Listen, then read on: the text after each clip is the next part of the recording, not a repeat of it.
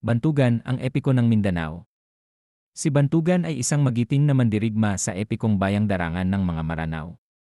Siya ay kilala sa kanyang kahariang Bumbaran dahil sa mga naipanalo niyang mga digma at labanan.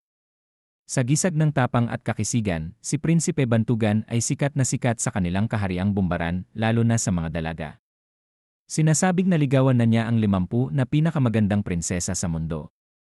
Dahil dito, lubhang naiinggit sa kanya ang mas nakatatandang kapatid na si Haring Madali. Ipinagbawal ni Madali na kausapin ng kahit sino ang kanyang kapatid.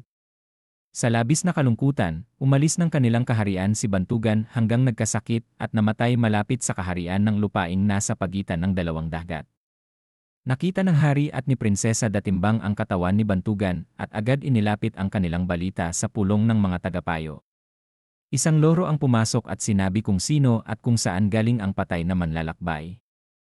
Nang mabalitaan ito ni Haring Madahli, binawi niya ang kaluluwa ng kapatid sa langit upang maibalik sa katawan ni Bantugan. Kumalat ang balita ng kanyang pagkabuhay hanggang sa kaaway na kaharian at kay Haring Miskoyaw. Sinugod ng kawal ni Miskoyaw ang Bumbaran at nabihag si Prinsipe Bantugan na may nanghihina pang katawan.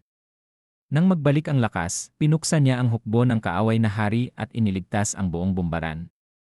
Nagkaroon sila ng malaking pagdiriwang at nawala na ang inggit sa puso ni Haring Madahli.